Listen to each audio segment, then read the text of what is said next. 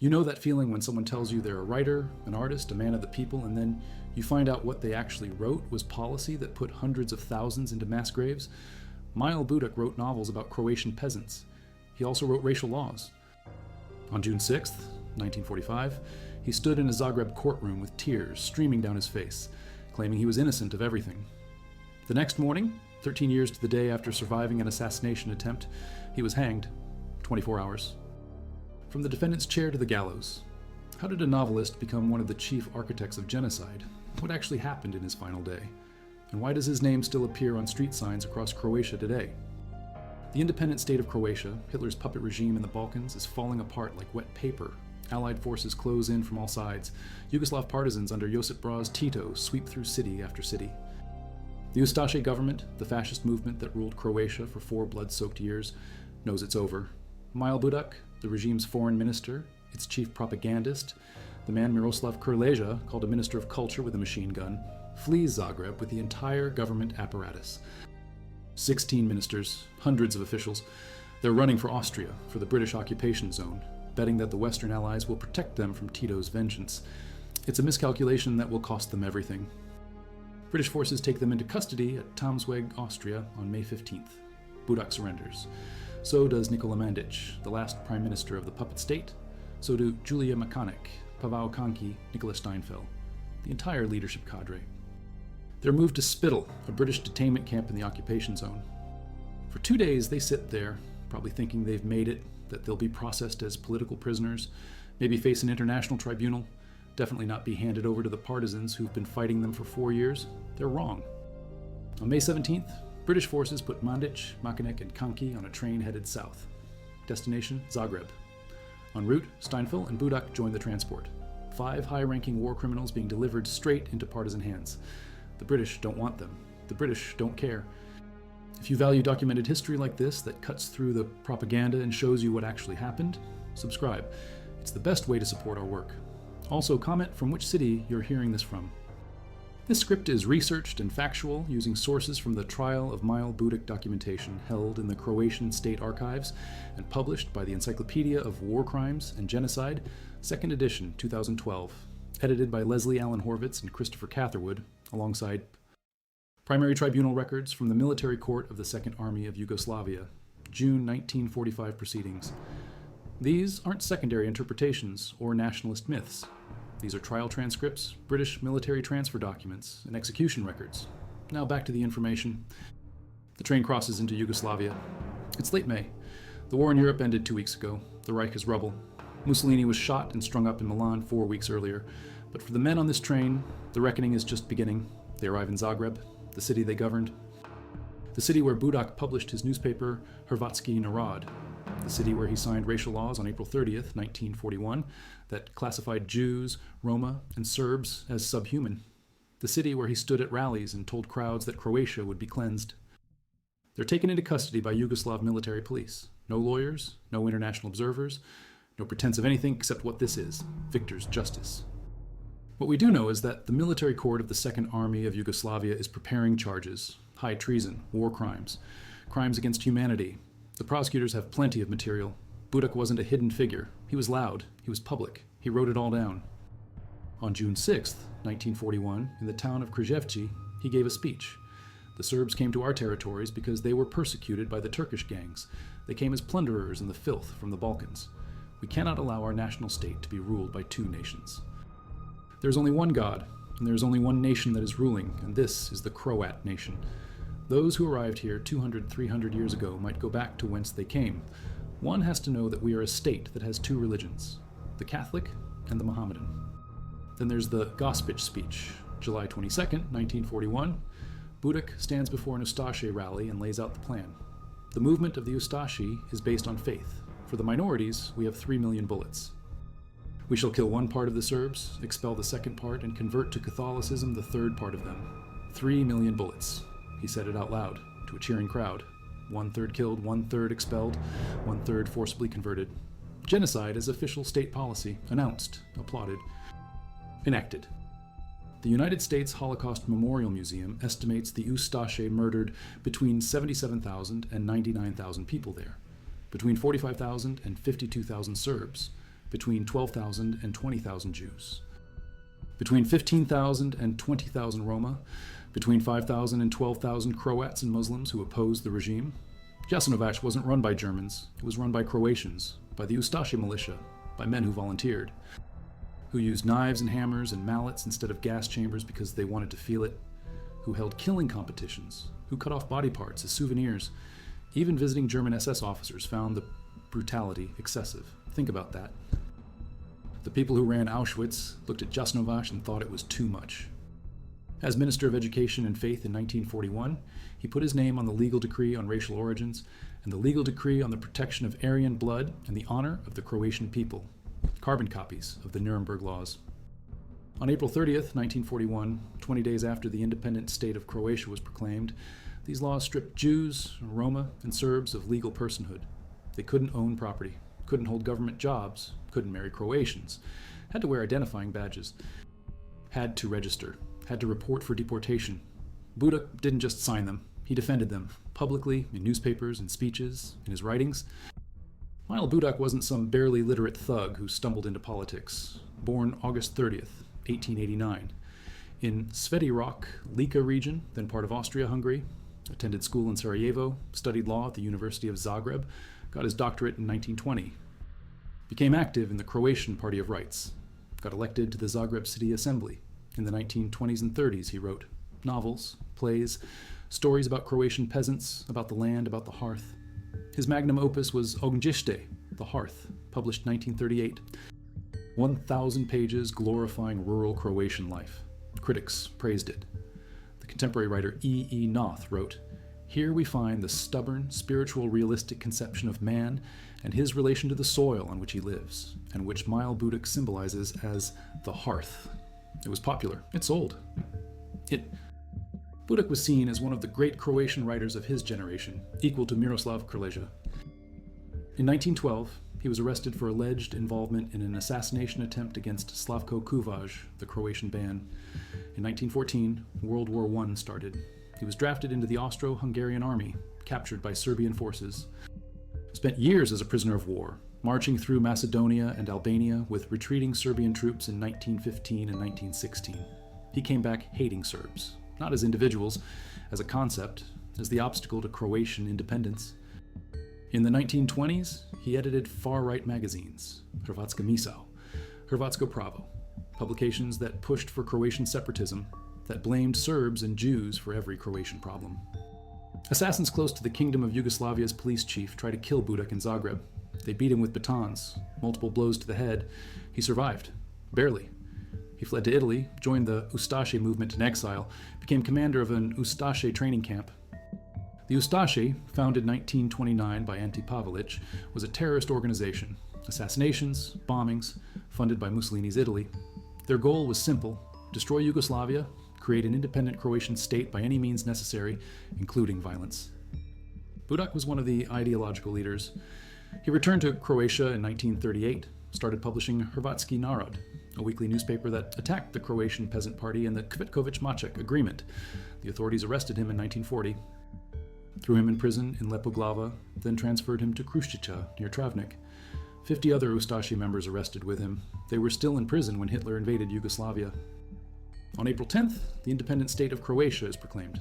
A puppet state, Italo-German protectorate, but with Croatian administrators, Croatian police, Croatian camps. Ante Pavelić becomes Poglavnik, the leader. Budak is released from prison. Within days, he's Minister of Education and Faith. Within weeks, he's signing racial laws. Within months, he's giving speeches about 3 million bullets. He moved from novelist to genocide architect in the span of a summer. Textbooks rewritten to glorify Croatian blood purity, to demonize Serbs and Jews as parasites, as threats to the nation.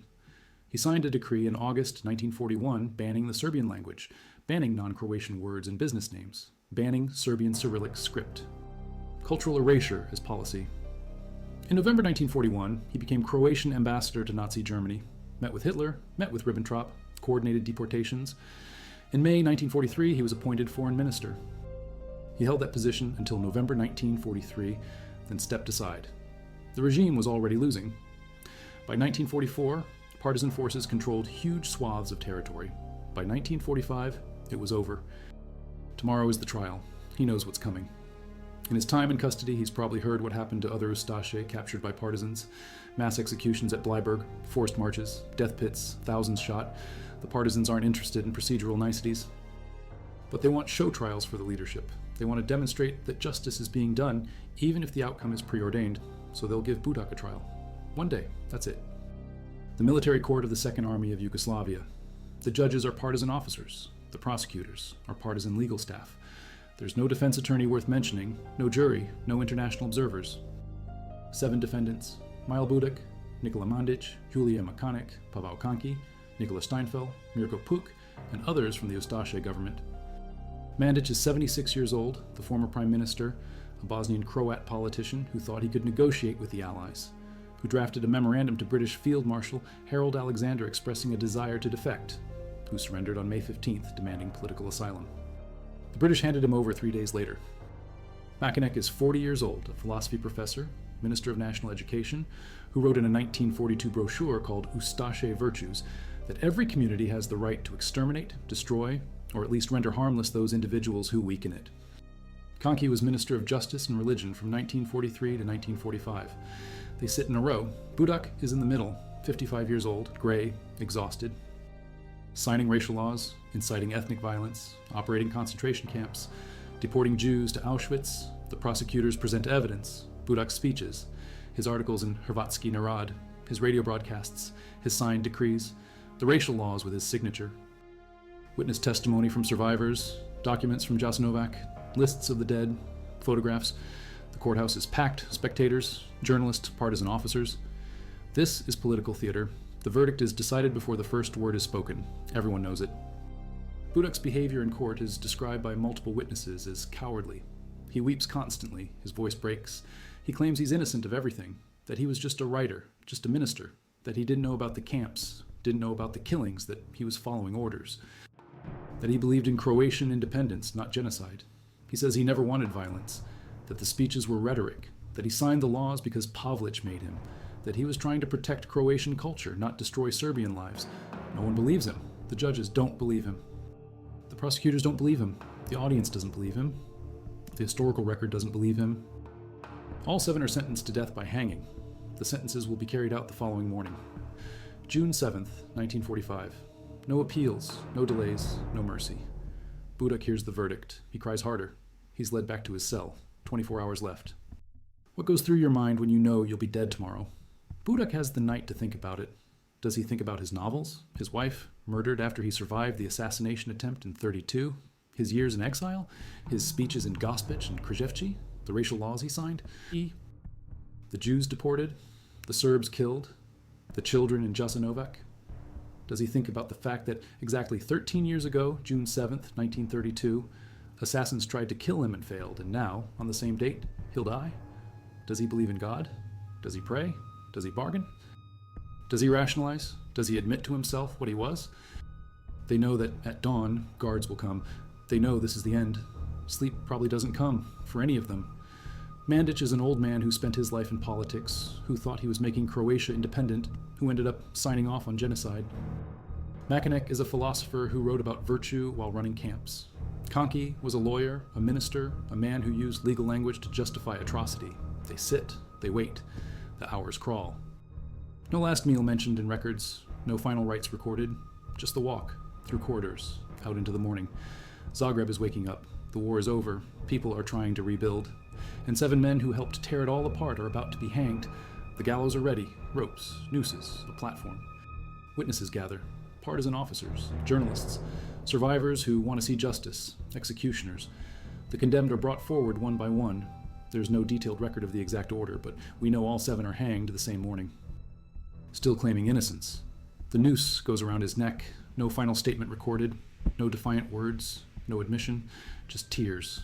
The trap drops, his neck breaks, he dies quickly. 13 years to the day after surviving assassination. The Minister of Culture with a machine gun, the novelist who wrote genocide into law, the man who stood in Gospic and promised 3 million bullets, dead at 55. His body hangs, then it's cut down, the other 6 follow. Mandic, Makanek, Kanki, Steinfeld, Puk, one after another. By mid-morning, all 7 are dead. Their bodies are taken away, buried in unmarked graves. The locations are not disclosed. To this day, no one knows exactly where Mile Budak is buried. The communist Yugoslav authorities wanted no shrines, no pilgrimages, no martyrdom, just erasure. The war killed between 320,000 and 352,000 Serbs in the Independent State of Croatia between 1941 and 1945, according to meticulous research by historian Dragan Kvetković. Between 24,000 and 26,000 Roma, between 21,000 and 23,000 Jews, around 90,000 Croats and Bosniaks suspected of supporting the partisans. That's over 450,000 people minimum in 4 years. In a puppet state the size of modern Croatia and Bosnia, the Ustaše regime murdered at industrial scale, not with German efficiency, with Croatian brutality, knives, hammers, pits, camps where guards held contests to see who could kill fastest. Jasenovac was the largest camp complex, but there were 22 to 26 camps total. Gospic, Jadovno, Stara Gradiška, Danica, Đakovo, Tenja. Each one a site of mass murder, each one operating with the full knowledge and support of men like Budak. After the war, his books were banned in Yugoslavia. Ognjište disappeared from libraries. His plays weren't performed, his name became taboo. For Croatian nationalists, he became a martyr, a patriot executed by communists, a writer silenced, a man who loved his people too much. In 1991, Croatia gained independence. In the 1990s, the Croatian Democratic Union government under Franjo Tuđman began reinterpreting history. Suddenly, the Ustaše weren't fascist war criminals. They were freedom fighters, Croatian patriots, misunderstood. In 1993, Budak's collected works were republished. Croatian writer Giancarlo Cravar wrote that Ustašism was undoubtedly also a positive political movement for the state-building affirmation of Croatianism. Streets were renamed after Budak. By 2004, 17 cities in Croatia had streets bearing his name, one street in Mostar, Bosnia, and Herzegovina. The Archdiocese of Zagreb declared no objection to a monument dedicated to him. Anti-fascist activists. Feral Tribune, a Croatian newspaper, launched a year-long campaign to rename the streets. In 2003, the government of Ivo Sanader decided to address the issue. Most Budak-named streets were renamed, but not all. As of 2024, at least one street in Slavonski Brod still bears his name. There are ongoing debates. Defenders say it's about honoring his literary work, not his politics. Opponents say you can't separate the novelist from the genocidaire. That calling a street after Mile Budak is like calling one after Joseph Goebbels and claiming it's just about his writing skills, that it's an insult to victims, that it's historical revisionism. In 2016, controversy erupted when Croatia's Minister of Science and Education, Pavo Barišić, was revealed to have written a paper in 1992 praising Julije Makanek, executed alongside Budak, describing him as a tragic hero and a victim, a martyr. Barišić praised Makanek's contributions to philosophy without mentioning the genocide advocacy. Philosophy professor Josip Talanga resigned from the editorial team in protest. The paper shows how deep the rehabilitation project ran, not just Budak, not just the Ustaše, but the entire fascist project being reframed as patriotic, as if nationalism justifies genocide, as if independence excuses atrocity. He hated others enough to organize their extermination. The speeches aren't out of context, the racial laws aren't forged, the camps aren't communist propaganda. Jasenovac existed. 77,000 to 99,000 people died there. Budak signed the laws that made it legal. He gave the speeches that made it popular. He held the positions that made it policy. When he stood in that courtroom on June 6, 1945, crying and claiming innocence, he wasn't a victim of partisan revenge. He was a killer facing consequences. One day is not due process. But due process was not designed for men like Budak, men who write laws to strip entire ethnic groups of humanity, men who stand in front of crowds and promise 3 million bullets, men who sign decrees sending children to camps. The Nuremberg trials gave the Nazi leadership months, witnesses, defense attorneys, translators, international judges, transcripts, evidence, and then they hanged them anyway. The principle is the same. You cannot participate in genocide and expect mercy. You cannot architect ethnic cleansing and claim you were just following orders. You cannot write about hearths and homes and soil while signing laws that turn human beings into ash. By evening, he's condemned. By dawn, he's dead. 24 hours from trial to execution. 75 years later, his name is on street signs. That's the tension. That's the question. How do societies remember? How do they forget? Who gets commemorated? Who gets erased? Mile Budak wanted to erase Serbs, kill a third, expel a third, convert a third. Instead, he was erased, hanged, buried in an unmarked grave. His books banned for 50 years, then resurface, then celebrated, then debated, then back on streets. Names of victims: 83,145 people identified so far. 47,627 Serbs, 16,173 Roma, 13,116 Jews. Each name a person, a life, a family, a story, ended. In camps signed into existence by men in suits, men with law degrees, men who wrote novels, men who called themselves patriots, men like Mile Budak. Some escaped. The Ustaše guards slaughtered inmates, dismantled the camps, tried to hide evidence. Partisan forces overran Jasenovac in early May. Too late for the dead, just in time to see the ruins, the mass graves, the killing pits, the testimony of survivors. That evidence went into the trial. Into the charges, into the verdict. Budak saw it, heard it, and still claimed innocence. Street signs bear his name, survivors' descendants protest. The Jasenovac Memorial Site holds ceremonies. The government sends representatives, some years, not others. The past doesn't stay past, it resurfaces. In debates and commemorations, in the names we put on streets. In the history we choose to remember or rewrite. Mile Budak died on June 7, 1945, at approximately 9 in the morning, hanged in Zagreb alongside 6 other Ustaše officials, 13 years to the day after surviving an assassination attempt, 55 years old, weeping, claiming innocence to the end, buried in an unmarked grave whose location remains unknown. He was one of the chief ideologists of the Croatian fascist Ustaše movement.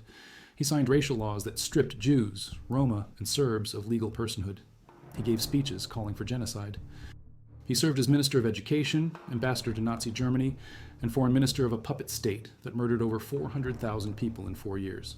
He also wrote novels about Croatian peasants. Both things are true. The question is, which one we remember? In the archives of the Croatian State Archives, the trial transcript exists. 10 pages, single-day proceedings, 7 defendants, 7 death sentences. In the archives of the Jasenovac Memorial Site, 83,000 names and counting. In the streets of Croatia, his name, still there. Debated, defended, condemned. The final 24 hours of Mile Budak ended with a noose, but the question of what to do with his memory is still unresolved. How do you commemorate a novelist who wrote genocide? How do you remember a patriot who organized mass murder? You don't, you document. You teach. You refuse to let the comfortable lie replace the ugly truth. And you never ever put his name on a street sign and call it just about the writing. The execution was the final, brutal chapter of the man, but it was just the prologue to the legend.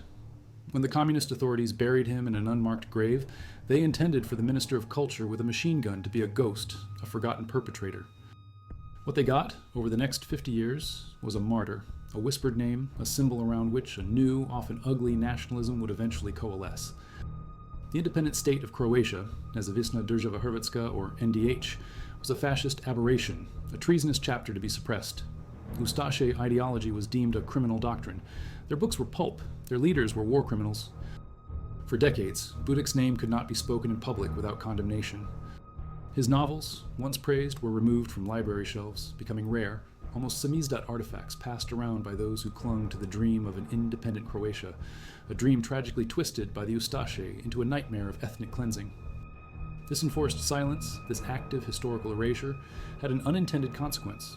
It created a void that was filled not with honest history, but with romantic, victim-centered myth.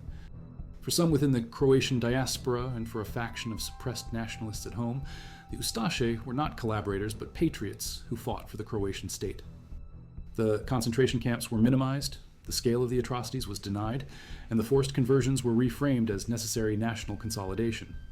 Budak, the writer who signed the genocidal laws, was transformed into an intellectual silenced by the Serbian-dominated Yugoslav state. His execution wasn't justice, it was a political assassination.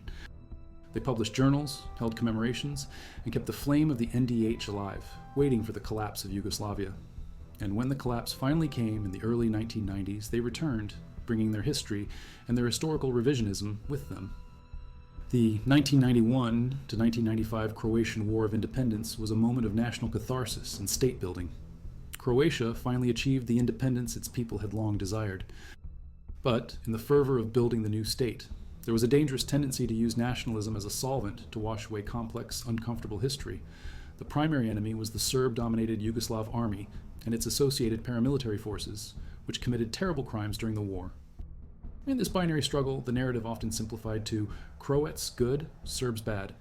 And in that simplification, the Ustaše suddenly became, to some, Croatia's original freedom fighters. Franjo Tuđman, the first president of independent Croatia, was himself a partisan general who had been imprisoned by the communist regime. His vision for Croatia was nationalist, but it was also caught in a tangled web of historical ambiguity. He sought to reconcile different factions of Croatian history, a process he called national reconciliation.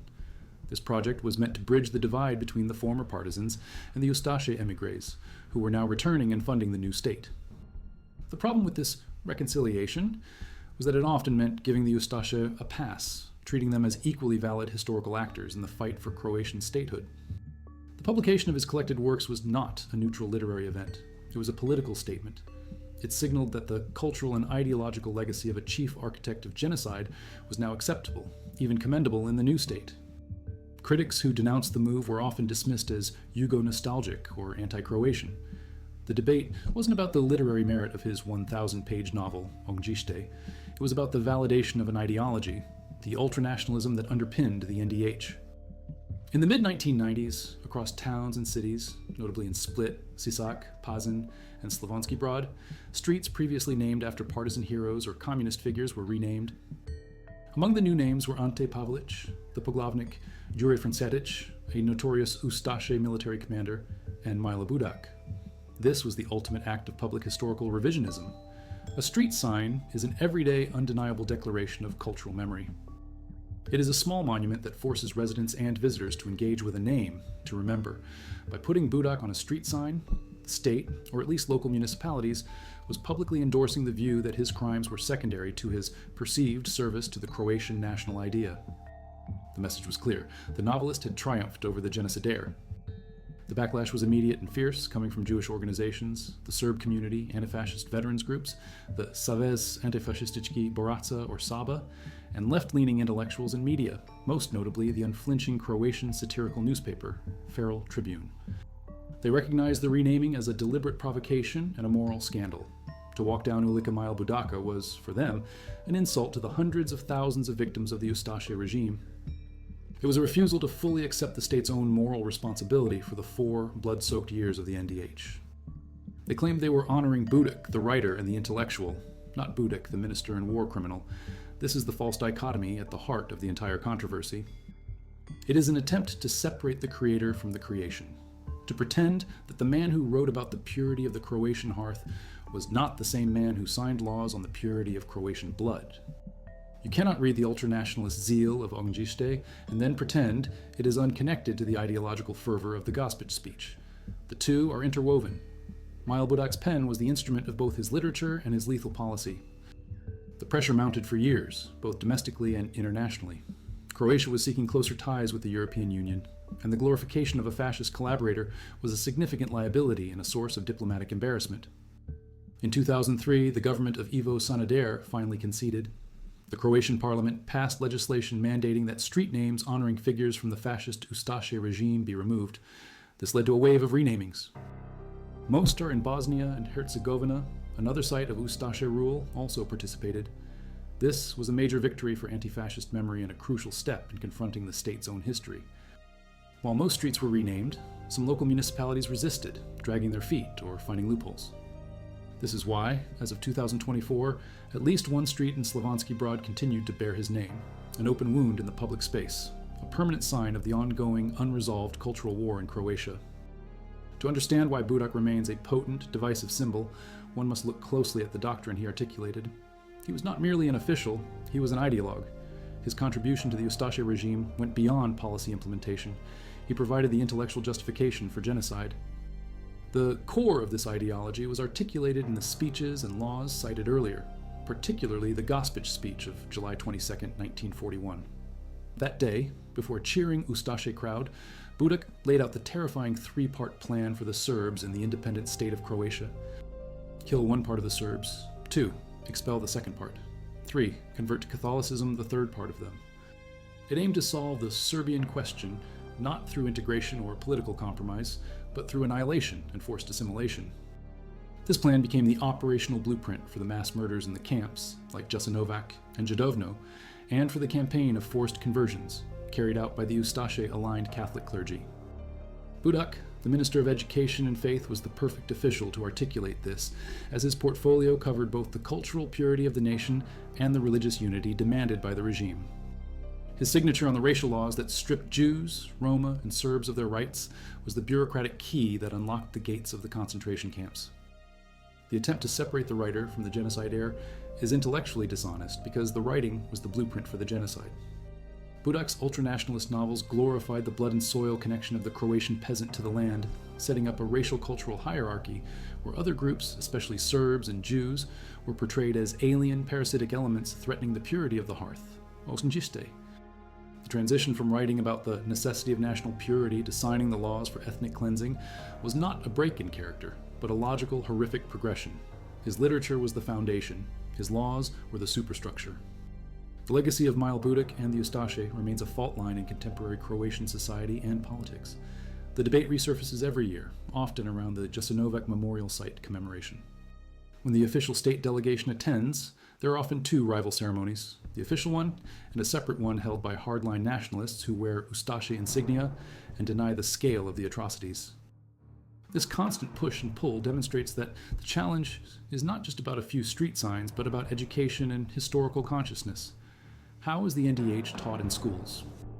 For years, history textbooks were often accused of downplaying the scope of the Ustaše crimes and overemphasizing the sufferings of Croats under the Yugoslav communist regime. While recent years have seen improvements toward more factual, research-based history education, the underlying nationalist myth that the NDH was primarily a fight for statehood persists in certain segments of the population. The 2016 controversy involving Pavo Barišić, the Minister of Science and Education, is a stark example of this. When his 1992 paper praising Budak's executed colleague, Julije Makanek, was revealed, it wasn't just a political scandal. It was a glimpse into how the intellectual class attempted to rehabilitate Ustaše figures. Barišić described Makanek, a man who wrote about the right to exterminate, destroy, or at least render harmless those who weakened the community, as a tragic hero and martyr. This move attempts to claim the moral high ground for the perpetrators, portraying them as victims of communism, thus absolving them of their guilt in fascism and genocide. It is a dangerous moral inversion.